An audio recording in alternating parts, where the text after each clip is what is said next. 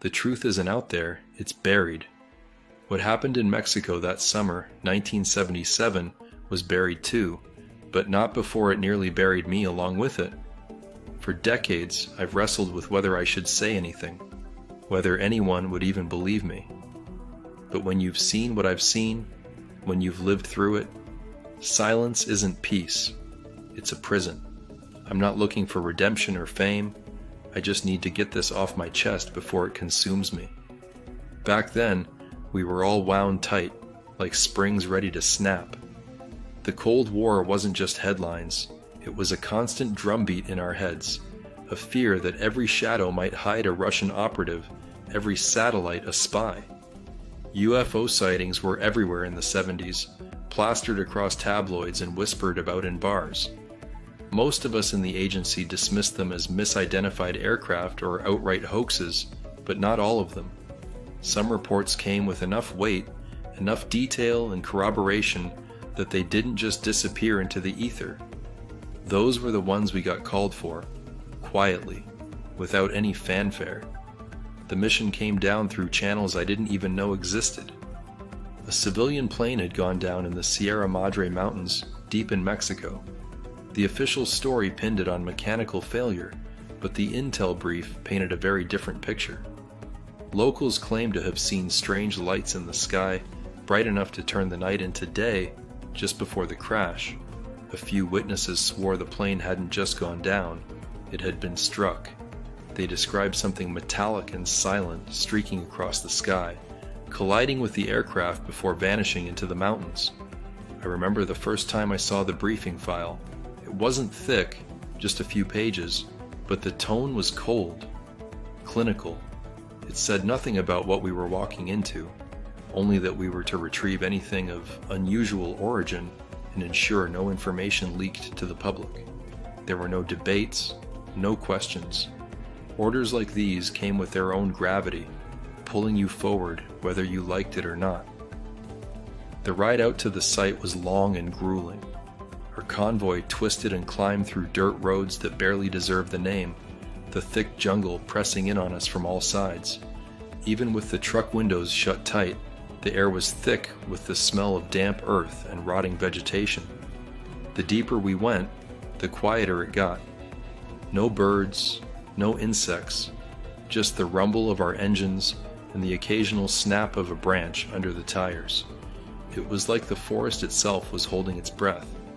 When we finally reached the site, the first thing that hit me was the smell. I've been around crash sites before. They all have a certain stink, burned fuel, scorched metal, sometimes charred bodies, but this was different. There was a sharp metallic tang in the air, like pennies left in the sun too long, mixed with something that reminded me of ozone after a lightning strike. It clung to the back of my throat, making it hard to swallow. The wreckage was scattered across a rocky hillside, a jagged scar carved into the earth. The plane's fuselage was barely recognizable, twisted into shapes no human engineer would ever design. But what stopped me in my tracks was the other debris. It didn't look like anything I'd ever seen before, pieces of metal that seemed to ripple when the light hit them, like they couldn't decide whether. They were solid or liquid, panels that glowed faintly, even as the sun beat down on them, and a large, dome-like structure half buried in the earth, its surface perfectly smooth and reflective, like polished mercury. We moved cautiously, sweeping the area for survivors. The passengers of the plane, well, there wasn't much left to identify. The impact had been brutal, and whatever had hit them hadn't been kind. But inside the dome, inside the thing that shouldn't have been there, we found something else entirely. 3 figures lay motionless in what looked like a row of pods, their bodies encased in a translucent material that reminded me of jellyfish. They weren't human. Their limbs were too long, their skin too pale, almost translucent. I could see faint veins running beneath the surface, pulsing with a dim, bluish light. Their faces were smooth, featureless save for 2 slits where a nose might have been, and faint ridges where eyes might have rested. They weren't breathing, at least not in any way we could measure, but they weren't dead either. They couldn't be. The silence was shattered by the arrival of locals, a handful of villagers who had followed us up the mountain. They looked terrified, their eyes wide and fixed on the dome. One of them, an old man with a face like weathered stone, stepped forward and spoke rapidly in Spanish. I couldn't understand everything, but one word kept coming up. Cursed. He pointed to the wreckage, to the dome, and finally to the sky. His voice trembled as he described what they'd seen that night. A light, impossibly bright, tearing through the heavens. A sound they couldn't describe, something they felt in their bones more than heard. And then, silence. The kind that swallows everything whole. My team leader waved him off, but I couldn't shake the way the old man looked at me. Like he knew something we didn't. Something we were too stubborn or too foolish to understand.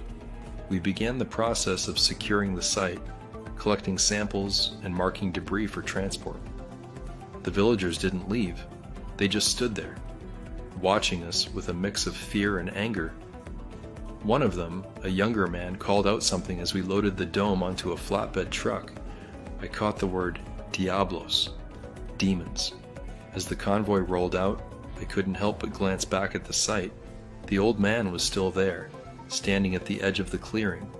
He wasn't looking at us anymore. He was staring at the ground where the dome had been, his lips moving in what I can only assume was a prayer. I told myself it was just another job, just another cleanup. But the farther we got from the site, the heavier the air felt, like we hadn't left anything behind at all, like something had followed us, something we couldn't see but could feel, pressing against our skin like static before a storm. I didn't know it then, but that was the moment everything changed. The mission wasn't about retrieval or containment, it wasn't about keeping secrets, it was about survival, and none of us were ready for what was coming next. We didn't make it far before the first incident. The convoy was slow, snaking through the treacherous mountain roads with the flatbed carrying the dome in. The middle of the procession, it wasn't just the rough terrain slowing us down. The air itself felt heavier. I can't explain it any better than that. Every breath tasted like metal, and the deeper we drove into the jungle, the quieter the world became. It wasn't just the absence of sound. It was as though something had stolen the noise, siphoning it off, until even the rumble of our engines seemed muted and distant. The first sign of trouble came when the lead vehicle, an armored jeep, skidded to a stop on the dirt road. Radios crackled with the team leader's voice, sharp and tense. Something was blocking the path ahead. A tree felled across the narrow road. A few of us dismounted to clear it, rifles in hand, more out of habit than real fear. This part of Mexico wasn't known for guerrilla fighters or cartels, but the old man's warning kept looping in the back of my mind. Diablos, he'd said. Demons. The tree was heavier than it looked, its trunk gnarled and blackened like it had been struck by lightning. It took 4 of us to shove it out of the way, and as we did, I felt a prickling sensation crawl up my spine. One of the other operatives muttered that the tree was still warm to the touch, but nobody stopped to investigate further.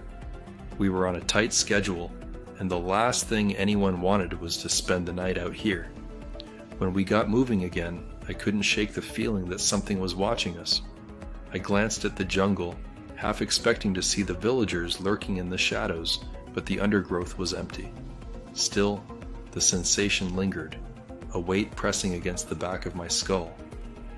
It wasn't until we stopped to set up camp for the night that I realized I wasn't the only one feeling it. The team was on edge. People who'd been through hellish operations in Vietnam, the Middle East, and worse were fidgeting, snapping at each other over small mistakes. One of the younger guys, Carter, kept looking over his shoulder, flinching at sounds no one else heard. When I asked him what was wrong, he just shook his head and muttered something about the trees being too still. I didn't press him. Hell, I agreed.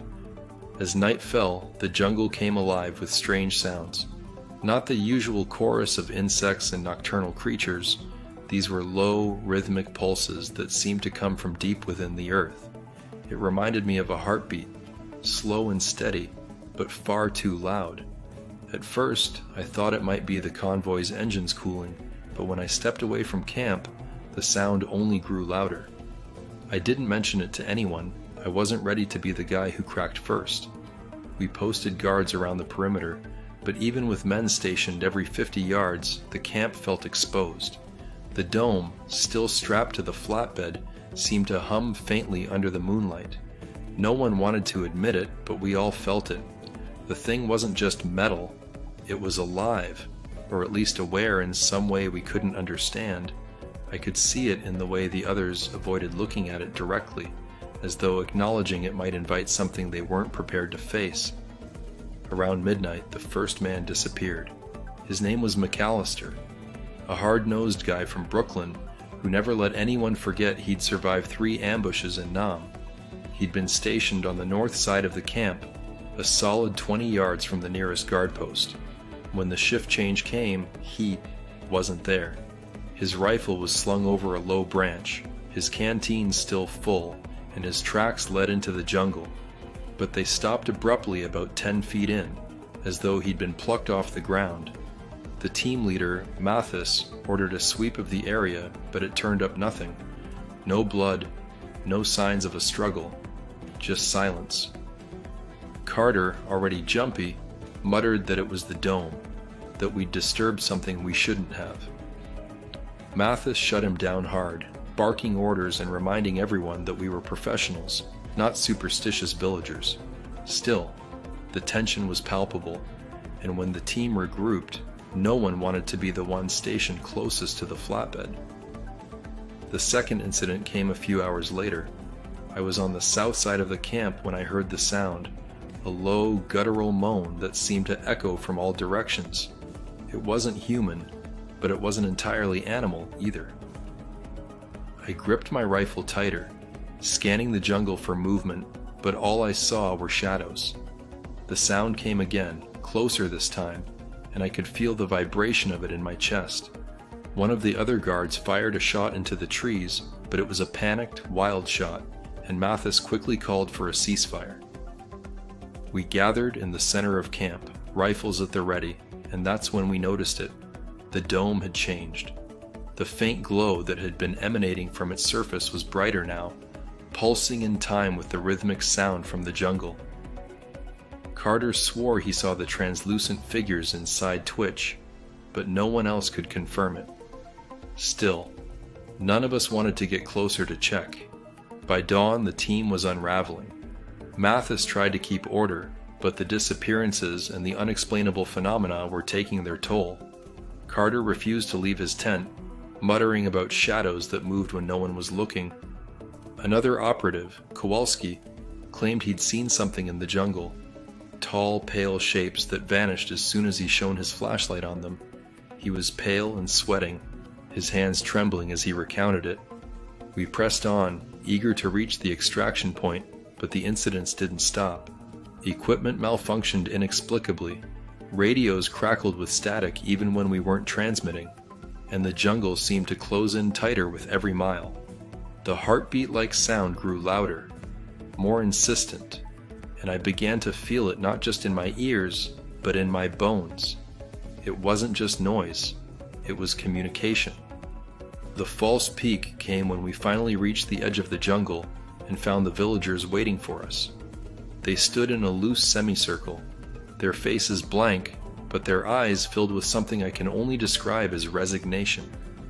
The old man from the night before stepped forward, holding a bundle wrapped in cloth. He spoke slowly, deliberately, his voice low but firm. One of the operatives translated, "You cannot take it. You have to leave it here. If you don't, it will follow you." Mathis dismissed the warning again, ordering the team to push forward. But I couldn't shake the way the old man looked at the dome. Not with fear, but with pity. It was as though he knew we'd already sealed our fate. The bundle he'd been holding contained what looked like a piece of the debris, a small metallic shard that pulsed faintly in his hands, just like the dome. He placed it on the ground and stepped back, his eyes never leaving mine. We loaded the last of the gear onto the trucks and prepared to move out, but as the engines roared to life, something shifted. The jungle erupted with noise, howls, screeches, and a deep, resonant hum that seemed to come from everywhere at once. The ground beneath us trembled, and for a moment, I thought the earth itself might swallow us whole. The dome's glow intensified, and I swear I saw one of the figures inside turn its head ever so slightly as though watching us. We drove on, leaving the villagers and their warnings behind, but none of us spoke. What was there to say? We had the dome, and the dome had us. The first sign that something was deeply wrong came just before dawn. Carter, who had grown increasingly paranoid since the night in the jungle, woke up screaming. His voice tore through the stillness of the camp, a guttural, panicked cry that sent everyone scrambling for their weapons. When I reached his tent, he was thrashing against the fabric, clawing at his own arms as though trying to rip something off his skin. Mathis and another operative, Kowalski, wrestled him to the ground while someone shone a flashlight over him. His arms were covered in red, blistering welts that hadn't been there the night before. "It's inside me," Carter kept shouting. "I can feel it moving." Kowalski muttered something under his breath, but no one said what we were all thinking. Carter wasn't the first to get sick. McAllister, the first man to disappear, had complained of headaches and nausea before he went missing. And now, Carter's rash looked eerily like burns some of us had noticed on our own hands after handling the debris. Mathis ordered Carter sedated and secured to keep him from hurting himself. His screams faded to muttering as the drugs took hold, but the rest of us were left staring at one another, trying to reconcile what we'd just seen. Radiation exposure seemed like the most logical explanation. The debris, the dome, the figures. It was all alien, and who knew what kind of energy it emitted? But deep down, I knew it was more than that. The dome wasn't just an object, it was something alive, and whatever it carried was starting to take hold of us. We packed up and moved out, leaving behind the burned-out camp like we were fleeing a plague. The convoy pressed on toward the extraction point, but progress was slow. Equipment failures became routine, and the once reliable radios now crackled with static punctuated by strange, faint noises. At first, they sounded like garbled transmissions, but as the hours passed, I began to make out patterns, whispers almost, in a language I couldn't place. Mathis dismissed it as interference, but I caught the look on his face. He was hearing it too. By midday, another man was down. Kowalski, who had been one of our most level-headed operatives, collapsed while inspecting a section of the wreckage we'd loaded onto the second truck. He claimed he felt something grab his ankle, but when we checked, there was nothing there, just the same angry red welts Carter had. Kowalski refused to get back into the truck with the debris, insisting it was cursed, that we'd brought something back that wasn't meant to leave the crash site. His outburst earned him a stern rebuke from Mathis, but no. One volunteered to ride in the truck with the dome after that. The jungle, which had been oppressive enough on its own, seemed to change the farther we traveled. The air grew cooler despite the midday sun, and the dense vegetation began to thin out in strange patches, leaving behind bare, cracked earth. Birds that had been calling in the distance now fell silent, and the rhythmic hum I'd noticed in the camp returned, stronger than before. It wasn't coming from the dome, it was coming from the ground, reverberating through our boots with each step. That night we stopped at a clearing just shy of the border. No one spoke as we set up camp. The air was electric with tension, and every shadow seemed to move just beyond the reach of the firelight. Carter, still sedated, lay strapped to a stretcher near the medical tent. Kowalski sat apart from the rest of us, staring into the jungle with a faraway look in his eyes. Mathis, to his credit, tried to keep us focused. He distributed the watch shifts, made sure the perimeter was secure, and gave us a pep talk about pushing through the final leg of the mission, but even he couldn't hide the cracks forming in his facade. I was on the second watch when the whispers started again. This time, they weren't coming from the radios. They were faint, almost imperceptible, but unmistakably human, or something close to it. The sound drifted through the trees, circling the camp like a predator stalking its prey. I scanned the perimeter with my rifle, but the jungle was still. Too still. Then I heard the laugh. It was soft and breathy, like a child trying to stifle a giggle. It came from just beyond the light of my flashlight, and when I swung the beam in that direction, the laughter stopped. My chest tightened, and I gripped the rifle harder, calling out to the other guards. By the time they joined me, there was nothing to see. No tracks, no movement, just silence. When I returned to the campfire, Kowalski was gone. His gear was still there, his rifle leaning against a log, but there was no sign of him. Mathis ordered a search, and we fanned out in pairs, sweeping the area around the camp. We found him 20 minutes later, standing in the middle of a clearing about 100 yards from the camp. He was facing away from us, his head tilted upward as though he were staring at the stars. I called his name, but he didn't respond. When we got closer, I saw that his hands were raised, palms outstretched like he was reaching for something. His skin was pale and clammy, and his eyes were wrong. They weren't looking at us or the sky. They were unfocused, blank, like he was seeing something we couldn't. "Kowalski, we need to get back," Mathis said, stepping forward. He reached for Kowalski's shoulder, and that's when it happened. Kowalski let out a piercing scream, the kind of sound that makes your blood run cold. It wasn't pain or fear. It was as though he were mimicking that same low, guttural noise we'd heard in the jungle.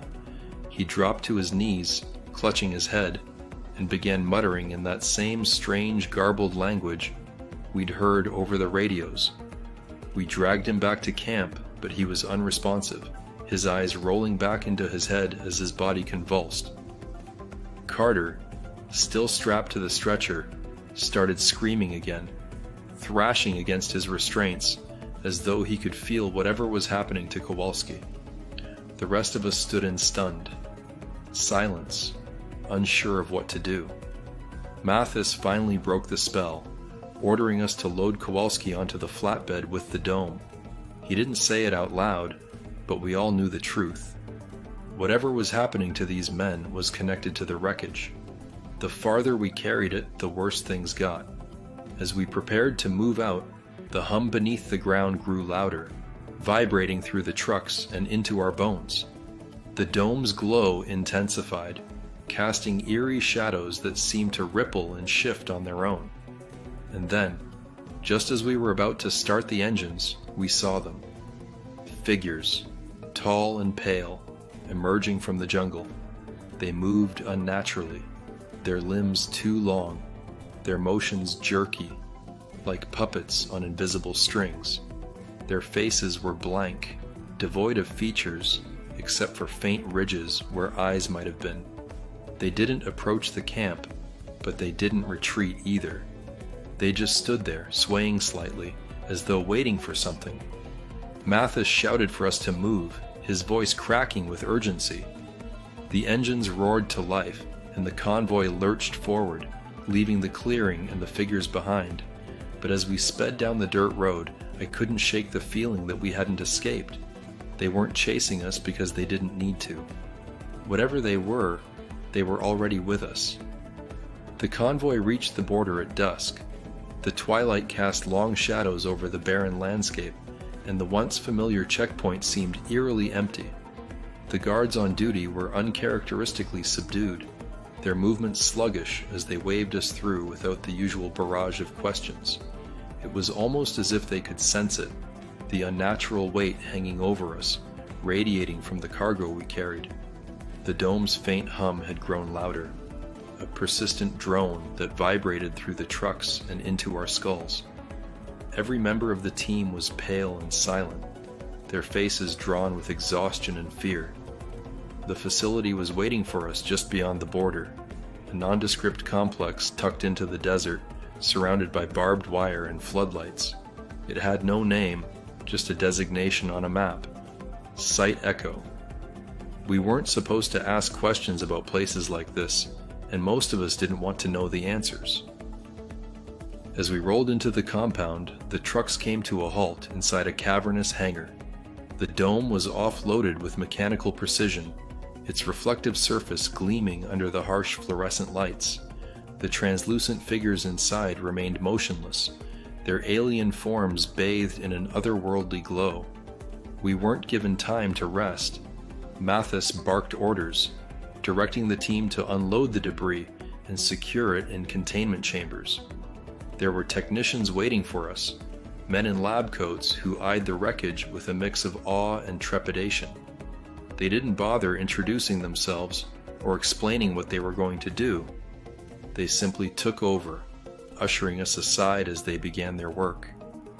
I should have felt relieved, but the sense of dread only deepened as I watched them handle the pieces we had carried out of the jungle. They didn't know what they were dealing with. None of us did. I stayed behind as the rest of the team filed out, drawn to the dome despite every instinct telling me to get as far away from it as possible.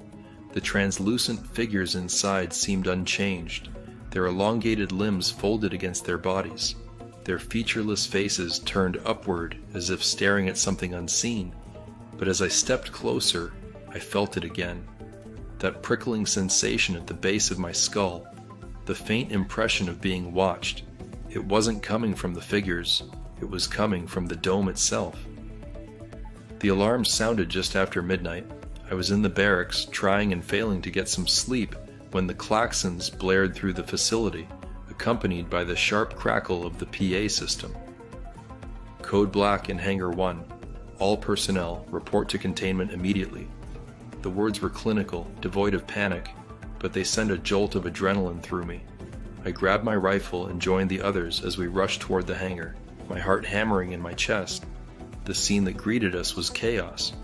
The technicians were clustered near the entrance, their faces pale and drenched with sweat. One of them was shouting into a radio, his voice high-pitched and frantic, but the static drowned out his words. Inside the hangar, the dome was glowing brighter than ever, its surface pulsing with a steady, hypnotic rhythm. The translucent figures were no longer still. They were moving.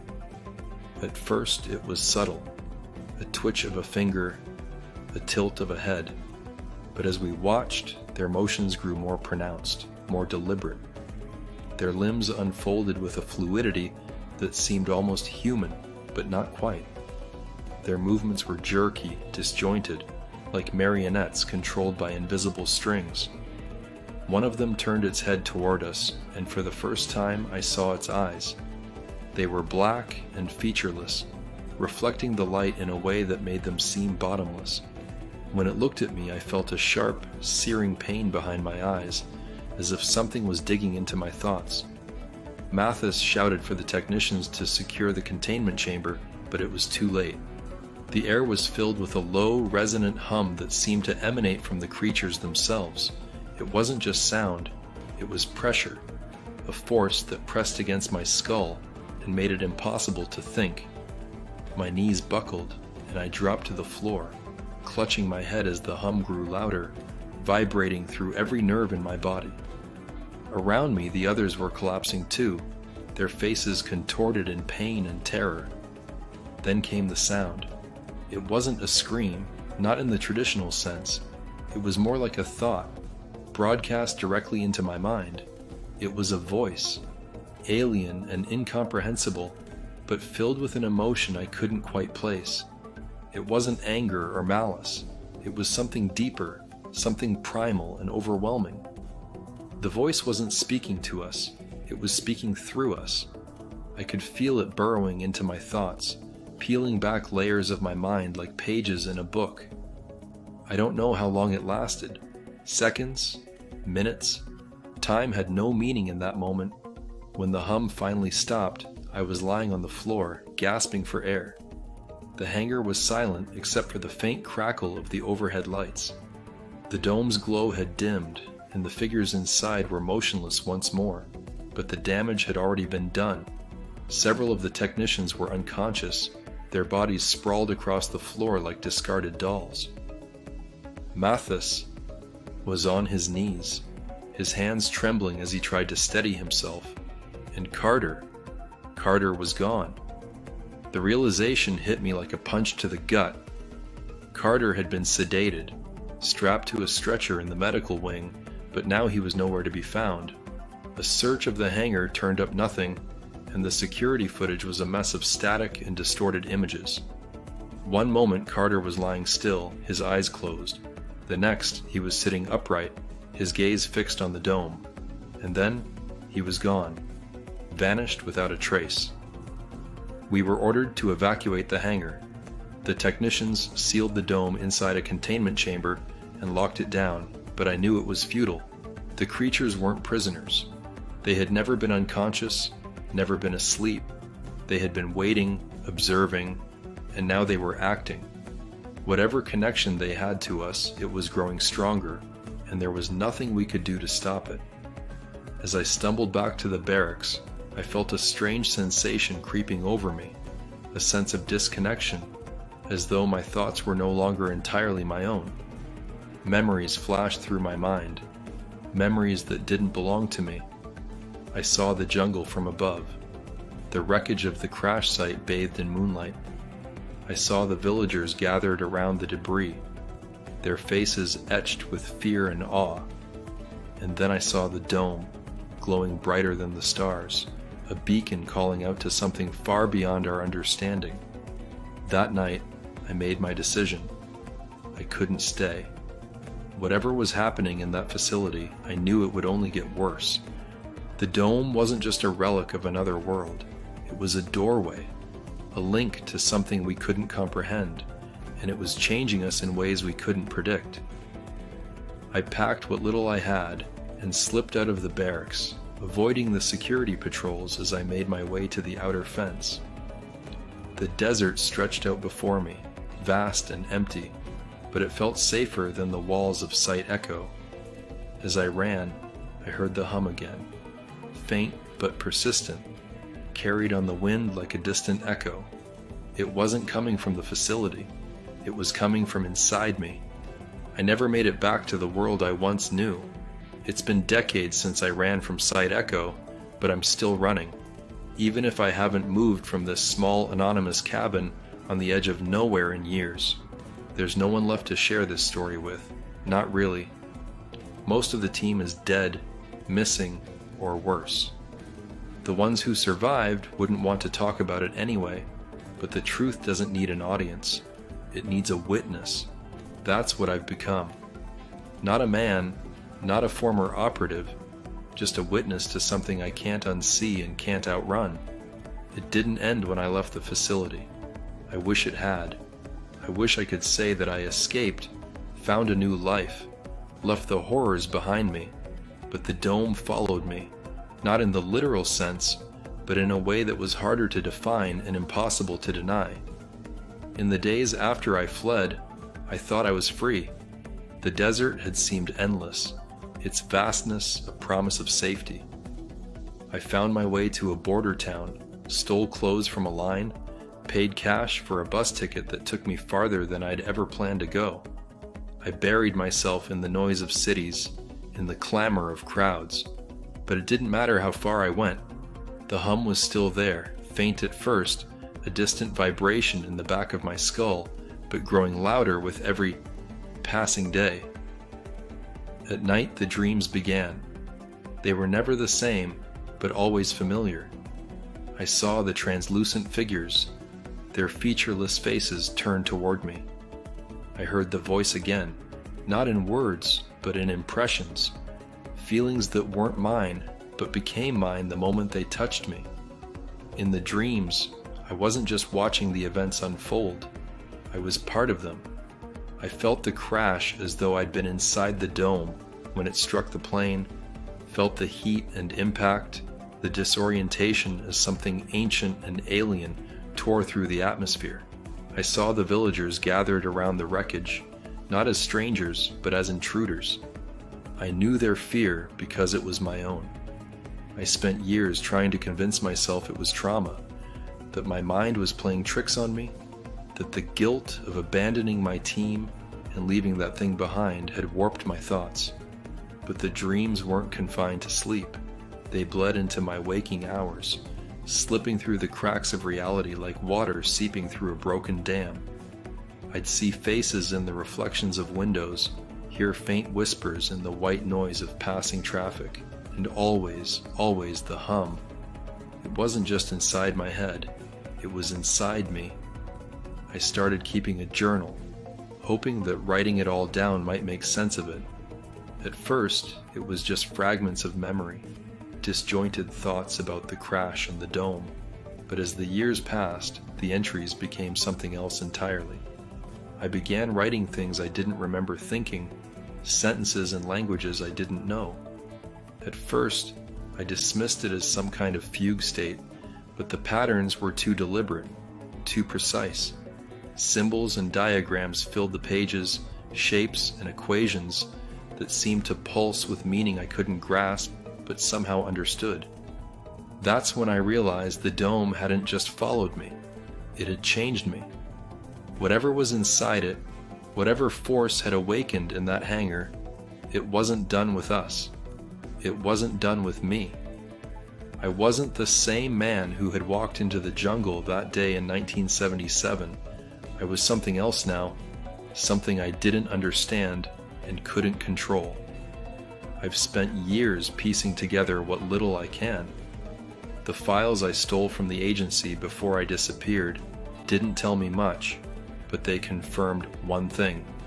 The crash in Mexico wasn't unique.